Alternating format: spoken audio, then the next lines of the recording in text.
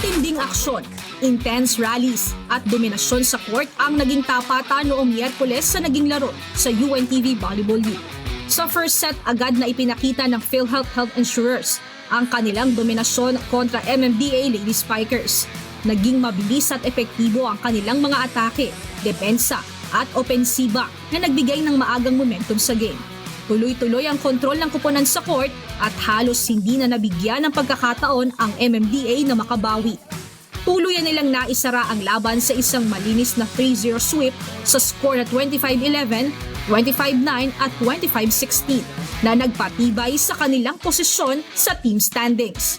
Itinanghal na best player of the game si Criselda Rondina mula sa kanyang 12 attacks at isang service ace na nagresulta sa score na 13 points. Kami, nire-respeto namin bawat team. Lahat ng preparations, every team magkakaiba yan. So, hindi namin siya tinitake as an easy win kasi still, MMDA is a team and they are preparing for this tournament. So, pinagandaan din namin talaga siya. Intense naman ang naging tapatan sa pagitan ng NHA Home Masters kontra DFA Emissaries. Nakuha ng DFA Emissaries ang una at ikalawang sets sa score at 25-19 at 25-22.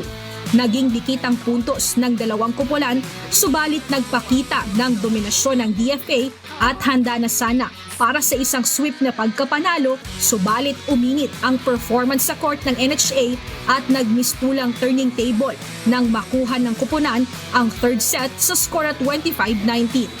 Sa ika-apat na set, kontrolado na ng NHA ang daloy ng laro.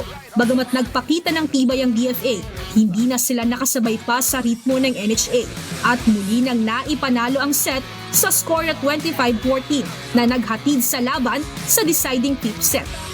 Sa huling set, naipakita ng NHA ang buong dedikasyon at focus na manalo.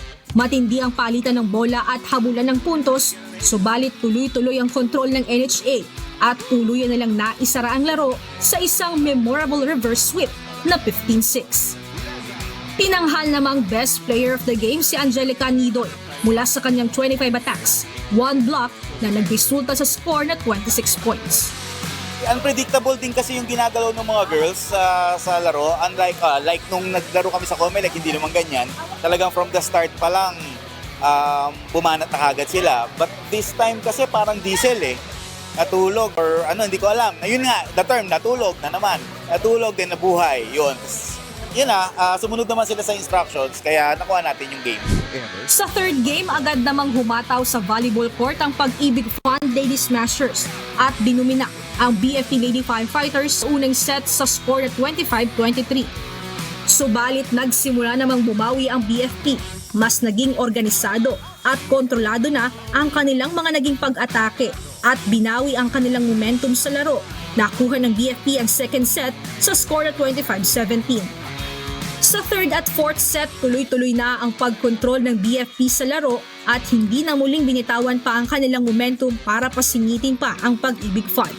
Tinuldukan na ng BFP ang laban sa score na 25-15 at 25-14 at muling pinatunayan ang kanilang pagiging undefeated sa team standing. Muling tinanghal na best player of the game si Gang Abellana mula sa kanyang 16 attacks, 2 blocks na nagresulta sa score na 18 points. Ang plano po talaga is wag natin i-underestimate yung kalaban. Which is nakita namin nung una, kaya mababa yung intensity, hindi namin alam kung ano bang mindset na meron sila. So ibig sabihin, sinabihan ulit namin sila, pinaalala namin sa kanila na hindi tayo pwede magkampante kasi nasa elimination spot. Kaya naman patuloy na abangan ang diskarte ng depensa at opensiba ng mga kupunan sa pagpapatuloy ng labanan sa UVL Season 4. Abangan sa April 8 ang muling pagsabak ng bawat ahensya ng pamahalaan sa tag-isa ng galing sa volleyball. Sa unang match, magtatagpo ang AFP Lady Gunner kontra PhilHealth Health Insurers sa ganap na alas 12 ng tanghali at susundan ito ng paghaharap ng NHA Home Masters kontra DENR Lawin Spikers ng alas 2 ng hapon.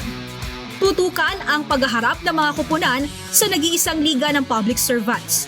Abangan ang exciting volleyball action via live streaming sa Facebook at YouTube channel ng UNTV Sports. Win in sports, win for charity.